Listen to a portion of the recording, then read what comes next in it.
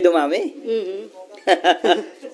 Sir, unang question. Since yung verified impeachment complaint against VP Sara is now in the Senate, ang tanong ng marami, why the Senate went on break last night without tackling the verified impeachment case against VP Sara? Well, una, yun ang schedule namin. Alam niyo namang lahat yun. Na huling araw namin kahapon, magbe-break talaga kami at magre-resume matapos ang halalan sa June 2. Walang rason para magbago o baguhin yun kahapon. Napakinggan ko si Myla kahapon, si Myla. Tinatanong si Senator Pimentel, bakit daw walang nagtanong? Sasagutin ko yun. Trabaho ko bilang Senate President, sagutin, o presiding officer, sagutin anumang katanungan na ibabato sa plenaryo. Pero hindi ko trabahong tanungin yung mga miyembro kung bakit hindi sila nagtanong at anong nasa isip nila, ba't hindi sila nagtanong. Fact is, walang nagtanong dahil hindi pa naman officially informed ang Senado, ang plenaryo, kaugnay sa paghahain ng impeachment complaint. Dahil dadaan pa ito sa isang proseso sang-ayon sa rules at practice at procedure ng Senado kaugnay ng mga impeachment complaints. So, sir, mali yung impression na parang may napag-usapan ba na wag itong itackle sa Senate plenary? Walang caucus na naganap, walang usapang naganap sa pagitan ng mga miyembro ng Senado kaugnay nito o kaugnay ng anumang bagay. Bago kami nag-adjourn kahapon, nung Martes, nung Lunes, kahit nung nagdaang linggo, wala kaming pagpupulong na formal kaugnay nito. So what will happen now on the articles of impeachment? As Senate President, it's your call, di ba, sir? So what is your plan?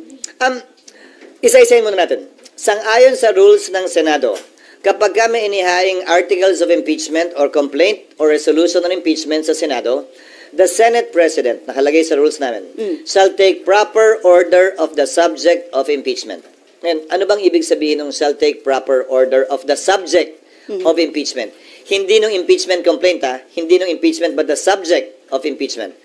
Ibig sabihin nun, kailangan isaayos muna ng Senate President ang Senado para sa pag-conduct ng isang pagdinig o trial.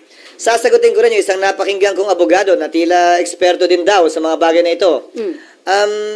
Sabi niya, the Senate shall immediately, ayon sa kanya, sabi ng Constitution, proceed with trial. Busin na lang ng konti, pero parang hindi niya nabasa yung saligang batas. Walang sinabing immediately ang saligang batas. Ang sinabi ng saligang batas ay shall forthwith proceed with trial. Ngayon, kung babalik tanawan natin, bago ko sagutin yung tanong, Sally, kukompletuhin ko na para... Okay. Kung babalik tanawan natin, may inihain na impeachment complaint noong 2011 laban kay Ombudsman Mercy Gutierrez. Inihain nyo ng March 23. Nag-adjourn ang Senado ng March 26. Walang ginawa ang Senado noon. Nagsimula ang trial May 19. Mahigit kulang-kulang isang buwan ang lumipas dahil magre-recess din sila noong mga panahong yon. Kung maalala nyo ang impeachment ni dating Chief Justice Corona, ng yumaong dating Chief Justice na si Corona, final ang impeachment complaint ng December 13, nag-trial po sila January 19. So kung susuriin nyo, base sa President yung salitang forthwith, hindi naman po ibig sabihin nun, kinaumagahan, agad-agad, dali-dali.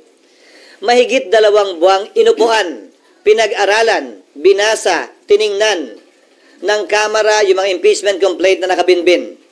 Mahigit 2 buwan, hindi finorward ng Secretary General ang impeachment complaint sa tanggapan ng Speaker para i-refer sa plenary at sa Committee on Justice.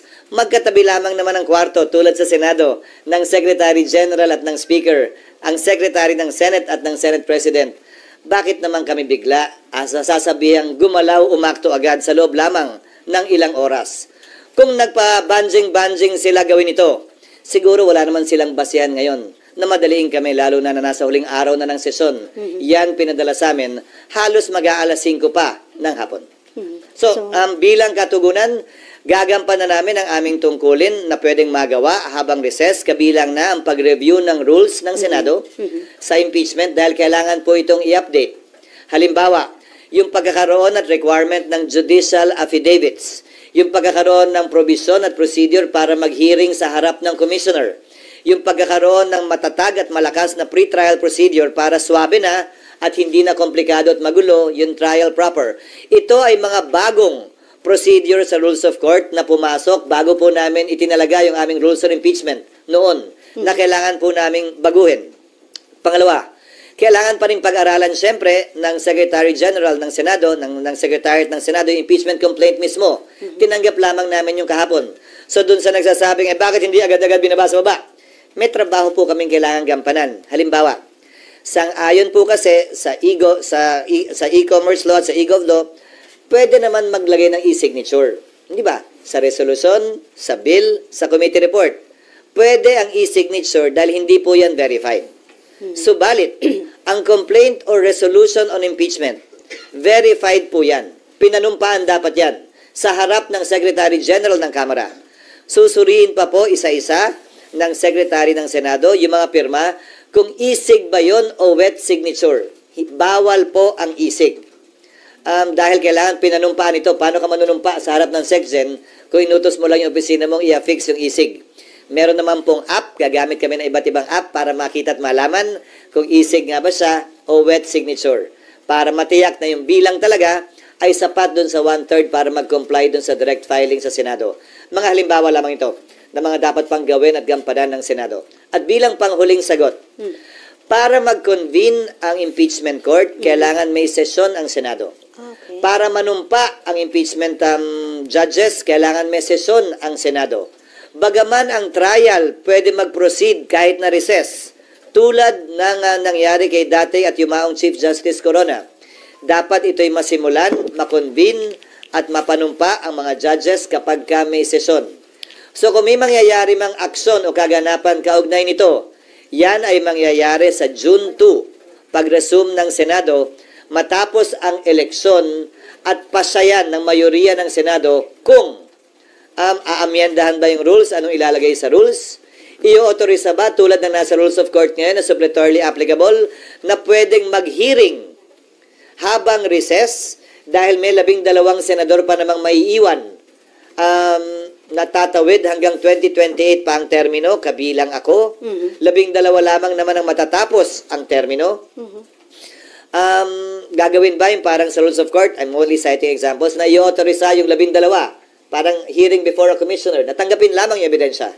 Ito'y court of record naman kasi. Ibig sabihin, kahit na wala pa at hindi personal na narinig yung ebidensya, mababasa naman. Ngayon nga may video pa. Okay. Sir, yung Sana natugunan ko yung iyong katanungan.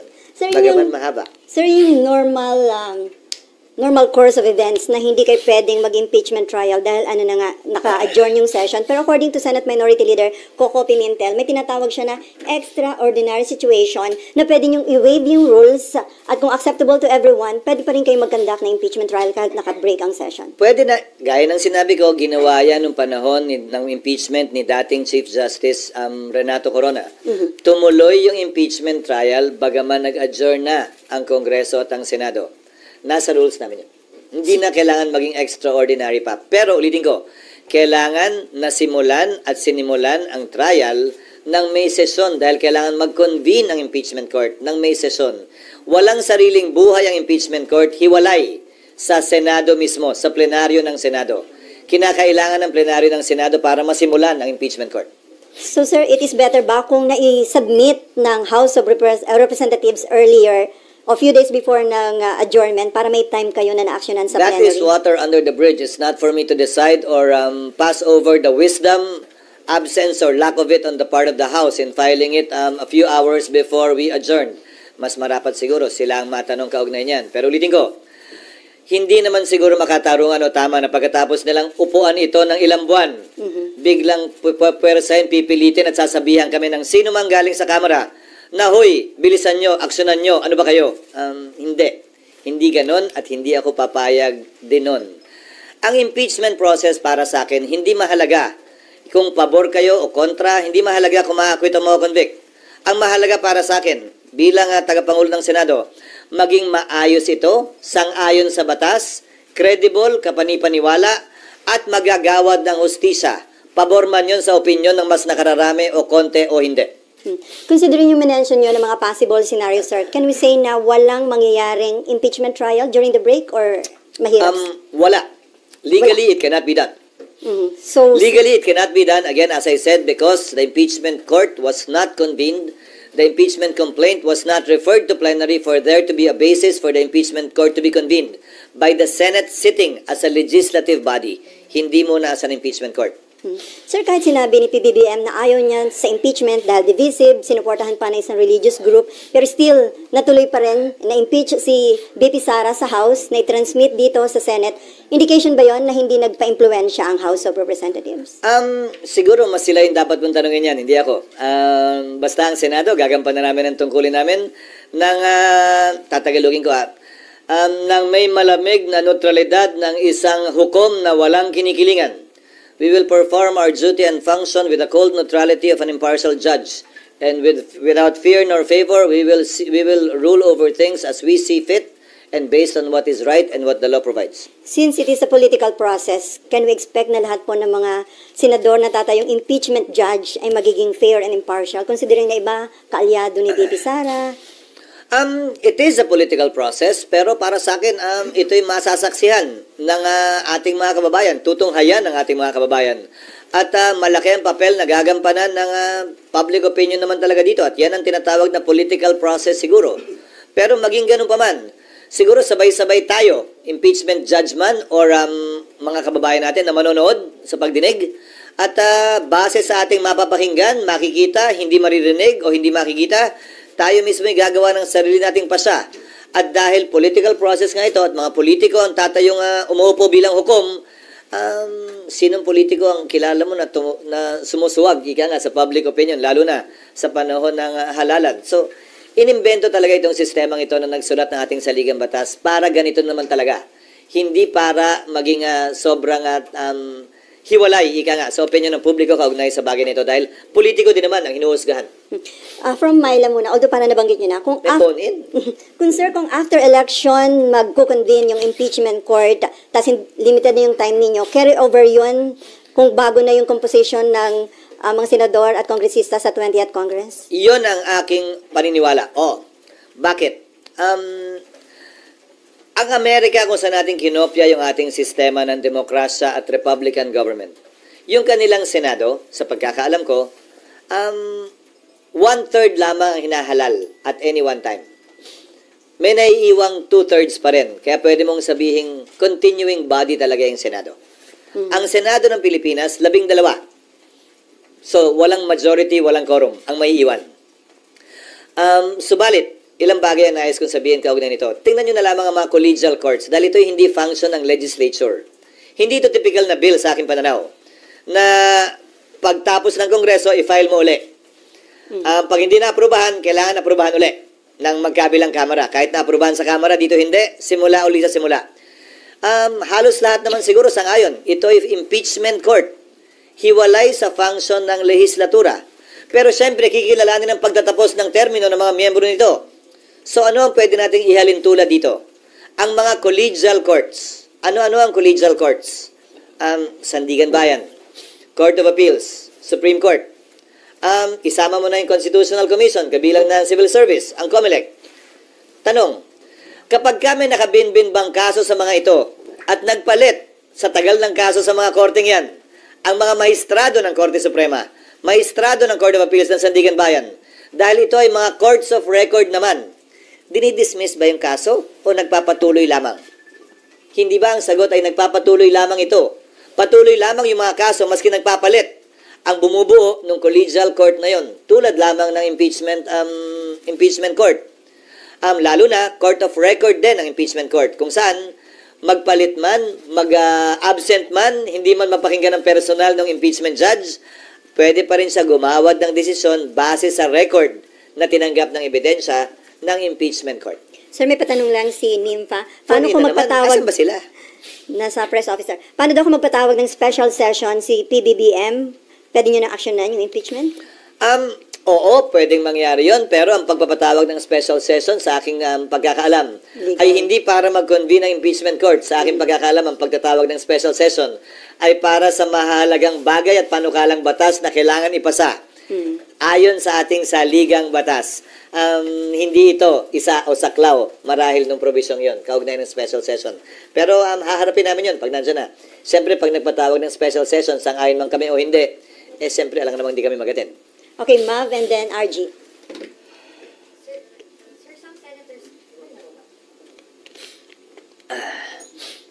Sir, meron pong mga re-electionist senators na nag-raise na ng concerns na hindi nga raw sila makakampanya kapag araw po nagkaroon ng hearing during the break. Was that part of the consideration? No. Again, we did not talk about that. Nobody discussed that with me, that particular concern. Again, because no caucus was held about it for the simple reason that I don't want to presume that things will happen before it happens. Mukha naman kami masyadong excited, di ba, na, oh, ayun na, bukas, nandiyan na, liga, meeting tayo. No, we did not do that. We had a lot of work to do trying to rush pieces of legislation that I'm sure you don't want to ask about anymore and will not talk about given the impeachment na mahahalaga din naman na makabuluhan at may malaking impact sa ating ekonomiya at bansa. Okay, RG. Just Teka, follow up lang dun sa kay Senator Bato. So, may Si basis... Senator Bato ba? Some senators lang ang sabi ni ma'am. Pero isa si Senator Bato na parang concern niya, parang talo sila o lugi kasi hindi sila makakapag-ikot habang ibang senatorial candidates makakapag-ikot. Actually, again, may basis yung concern. not necessarily. Tandaan mo, maraming senador maraming kongresista ang sumikat sa impeachment at naging senador. Maraming mga senador na nagre-elect din base sa impeachment. So, depende. Dahil nakatutok ang lahat ng buong sambayanan doon, ayaw mo nun, di ka na mag-iikot.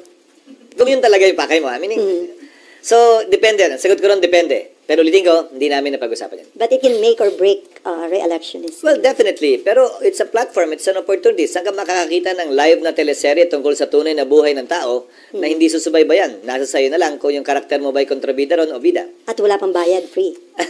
Isa pa yun, walang bayad. RG. Hala. Okay. okay, sir. Ang dami kasing pumirma dun sa impeachment complaint, about 215. Do you think that is reflective of the support for the leadership of the House? Hindi ko maintindihan kung saan nanggaling yung press release na yon ng Speaker. Sa pagkakaalam ko, ang impeachment complaint ay kaugnay sa pagpapanagot ng isang impeachable officer at walang kinalaman sa pagsuporta sa liderato ng Kamara. Ihahalin tulad ko na lang siguro dito. Na ma-convict o ma-acquit ba sa dami o liit ng boto, magre-reflect ba yon sa suporta sa akin ng mga mambabatas dito sa Senado? Sana. Hanggat maaari, wag nating iugnay masyado sa politika o pangangampi ang prosesong ito dahil naihain na nga, ayoko nang bigyan ng kulay politika ito. Magkabilang kulay man, green man o red, o yellow o ano man. Sir, ang isa bang senatorial candidate can act as a defense lawyer? Candidate, what do you mean? Kasi may isang senatorial candidate, di ba? Parang may state, Attorney Vic. Sino? Attorney Vic Rodriguez. Nag-volunteer na agad siya? Oo. Kailangan muna siyang tanggapin ng kliyente bago siya makapag-volunteer. Parang, ang pag-volunteer ng abogado sa kaso, ang tawag, alam kong tawag dyan ay ambulance chasing. Hindi yata tama yun. Marapat ang kliyente, ang akusado, ang ini-impeach, ang mag-anunsyo ng kanyang mga abogado. At hindi para i-volunteer yung serbisyo ng abogado. Yan ay nasa ethics ng mga abogado. Okay, RG. Sir, I think in the past it was reported that the former president would like to be a defense counsel for the vice president. Actually, that would be expected. Sinabi na niya yan, abogado siya, abogado rin. Si Vice President Sara Duterte, abogado rin yung kanyang asawa. Hindi ko na ikakagulat yan kung mangyayari man yan. There's no impediment to that. There is none. So, sorry ko In consider... fact, even the Vice President herself can represent herself in addition to other lawyers. So, sir, i-consider nyo sa pag-draft ng rules kung papayagan ng isang senatorial candidate na maging defense lawyer? By that time, tapos na ang halalan. Oo Hindi na nga. siya kandidato, abogado na lamang Tama. siya. Okay, Amor. SP, to clarify po, yun pong pagsasagawa or pag-a-amend ng rules for the impeachment trial, hindi din siya gagawin during the recess or it's something na pwedeng gawin during the break? Ngayon na namin gagawin lahat ng pag-aaral, lahat ng panukala, pero kailangan yan aprobahan ng plenaryo sa sesyon ng Senado. So, drafting, sir. Yes, pero So- mahabang proseso din yun dahil maraming kailangan i-update sa rules. Kung maalala nyo, mula nung aktual na nakatapos ng impeachment ang Senado sa impeachment ni dating Chief Justice Corona, hindi pa na-update yung rules. At maraming butas yung rules na yon na hindi rin in-update matapos yung karanasan ng Senado nun. Dagdag mo pa dyan yung mga pagbabago sa rules na inilabas ng Korte Suprema para mas mapabilis, mas maging efficient yung trial. Ika nga. But I will state one thing for the record and as a matter of policy. Hindi namin ito mamadaliin. Pero hindi rin naman namin ito labis na iaantala. Hindi kami magpapapressure kanino man na bilisan ito o i-delay ito. Gagawin namin yung trabaho namin ayon sa saligang batas bilang pagsunod sa tinatalaga nito at rules mismo ng Senado. Bagaman wala pong updated rules ng Senado, meron pa ring rules na nananaig ngayon. Yan yung existing rules pa namin. Nakabilang nga dyan yung binanggit ko, that the Senate President shall take proper order of the subject of impeachment and, matapos nun, shall notify the House of the date when the prosecutors are set to appear. Pero bago lahat mangyari yung tinatawag yung trial, kailangan muna mag-acquire ng jurisdiction ng Senado. Sa ngayon na tinanggap na ng Senado yan, hindi na may kakailang nasa Senado na yan at impeached na si Vice President Sara Duterte. At bagaman hindi pa na-convene yung impeachment court, matter of course na lamang yon, ministerial ang pag-take ng jurisdiction ng Senado sa impeachment complaint na ito. Hindi na rin may kakaila yun. Pero, kailangan pa matapos mangyari yon, i-amend yung rules, i-update yung rules, i-convene yung court, or base sa rules, pag nagsabi ang rules na kahit na hindi pa kinoconvene ang impeachment court dahil nga patapos na ang termino ng 19th Congress, baka pwedeng bigyan ng kapangyarihan yung mga maiiwan na magsagawa na ng mga prosesong pwedeng isagawa bago ang trial. Kabilang na halimbawa, ang pagpapasagot sa nasasakdal. Ang pagbibigay ng pagkakataon sa prosecutor na sagutin yung sagot o reply dun sa answer. Ang pagsusumite ng judicial affidavits ng mga testigo na magkabilang panig. Ang pag-conduct ng pre-trial, pagkakasundo nila. O ito, concede na namin, tama na yan. Ito, hindi kami papayag dito. Pagdebatihan natin yan, presentahan natin ebidensya dyan. O pag-submit ng pre-trial brief. Dahil alalahanin ninyo, bagaman hindi tumutuloy-tuloy ang Senado, ang Senate President, sang-ayon sa rules ng Senado, ay uupo pa rin bilang Senate President hanggang nahalal na ang kanyang kapalit. Dahil ang termino ko ay matatapos pa sa 2028. Kumpara dun sa mga nagdaang Senate President na nagkataong natapos yung kanilang termino ng June 30. Mananatili akong Senate President sa panahon ng break, kung saan itong mga bagay na ito ay pwedeng magawa para hindi mag-aksaya ng panahon ika nga ang Senado at nang forthwith trial may proceed already. Sir, ang status po ngayon is tinitingnan pa po ni Senate Secretary and kayo po mismo titingnan niyo pa yung impeachment, articles of impeachment. Si Senate Secretary lang. Kasi ang titingnan lang naman niya, sufficiency in form and substance in terms of the signatures nga. Nag-comply ba yung verification, yung under oath na form? Napirmahan nga ba ito ng 1/3, which is 102. Pero ayon sa ulat sa balita, 70% ang pumirma. So, sobra doble o doble ang pumirma. Sobra doble ang kinakailangan bilang ng pumirma. So, yun lamang naman ang gagawin niya. Matapos nun, ilalagay nila dapat yan sa agenda eh. Pero hindi tayo nga umabot doon. Dahil nga, kapos, gahol sa oras, at bakit ba kasi last minute at last hour na? Pero sir, bibigyan ng copy yung mga senators para mabasa na nila? Yes, in fact, we will make it public. I don't see any reason why it should not be made public. It is not a secret document. It is a public document and I believe it should be made public. Sir, sorry, last na po. When is the earliest po sa tingin nyo na mapag-uusapan ninyong mga senador yung rules? June 2. Okay. No, formally, in plenary. In plenary. Pero sir, yung pagdadraft ninyo? Hindi kami na yun. Secretariat principally ang gagawa nun. Hindi na mga senador? Hindi na siguro. Magkukonsultahan na lang kami either virtually about this and simply consult them on the rules. Okay, before Mayan, So, RG, to finish, siguro magda-draft ang secretariat. Papadala na lamang sa mga senador for comment or inputs. Para at least pag-resume namin sa June 2, medyo joined na yung issues. Ika nga, kung ano na lamang yung pagbobotohan kung meron man. okay, before Mayan, RG, Mav, and Cecil, may patanong lang dito, sir. Just to put on record, if BP Sara is found guilty by the impeachment court, does that mean she could no longer seek for any government position? Perpetually disqualified na po ba siya? Yes, the penalty for a person convicted in an impeachment trial is removal from office and absolute perpetual disqualification to hold public office, elected or appointed. Okay, Mayan, and then RG. Good morning, Mav. sir. Sir, ako ba, ate? Ay, oo nga pala. Sa nauna pala siya. Sorry, dalawang Sir, Mayan. sir, sabi mo kanina, kailangan amend yung rule, magkakaroon kayo ng pre-trial, mahabang proseso. Yung kay Justice Corona dati, umabot ng 2 months bago nagsimula. So, ano yung chance ngayon ng impeachment dito sa Senate? Wala na. Anong ibig sabihin sa kasalukuyang Senado? Yes, sir. Kasi 1 month na yung natitira sa 19 sa Congress. Kung ang sinasabi mo ay trial, magkakaroon ba ng trial sa 19th Congress? Depende sa rules na i-approve namin. Kasi gaya ng sabi ko, isa sa mga posibilidad, yung innovation ng Korte Suprema of late, meaning pagkatapos ng rules namin noon, na pwedeng mag-receive ng ebidensya ang commissioners, na pwedeng buuin ng may iwang 12 senador, na maaaring magsimula ng June, bago mag-June 30. So 19th Congress pa rin yun. Kung yan ang magiging pasya ng Senado ng 19th Congress kaugnay ng rules. So may posibilidad. Trial pa rin yun, ha. Bagaman presentasyon ng ebidensya sa commissioner ang technical na salita, trial pa rin yun. So, hindi pa din lumipat ng 20th Congress? Kasi naiwan yung 12. Lalampas ng 20th Congress o aabot ng 20th? Aabot ng 20th Congress, oo. Okay, may ano, okay. Halos tiyak na yun. Aabot ng 20th Congress at ang magpapasya na rito ay ang 20th Congress at hindi ang 19th Congress. Sir, Malalaman pa lamang natin yan matapos ang halalan. Sir, may patanong uli. Si Erap na pardon, pwede bang ma-pardon din si Sara at eventually run again? Yes, Erap was not impeached. Erap was convicted and then was pardoned. Yes. Yun Not yung by the pardon. impeachment court. Okay. Dahil hindi naman natapos yung impeachment ni dating Pangulong Estrada dahil sa EDSA 2. Okay, Mean. Sir, to be clear lang. Hindi pa ba clear? Hindi pa clear.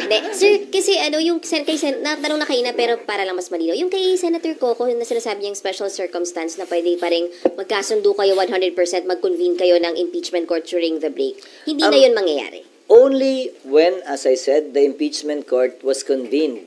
When we, the legislature, the Senate as a legislature, took note or took cognizance of the case, were all sworn into office and convened the impeachment court. Hindi naman nangyari lahat yun eh. During session. Hindi kami pwede paano namin i-refer yung impeachment sa Rules Committee para i-report out ng plenary para may basihan na magsumpa kami bilang impeachment court at i-convene yung impeachment court. Paano namin gagawin lahat yun ng walang session? So parang dapat sana kahit paano na-report out man lang kagabi sa session, tapos after nun, kahit hindi kayo nakabuo ng impeachment court, pwede during the break bumuo? Hindi pa rin. Kailangan kasi yung pagsumpa namin at pag-convene ng impeachment court is in session. Ulitin ko ba't ba nyo kami minamadaling gumalaw ng ilang oras? Process lang. Sila mahigit 2 buwan, inupuan, pinag-isipan at pinag-aralan yan. Siguro naman entitled kami ng ilang araw man lang.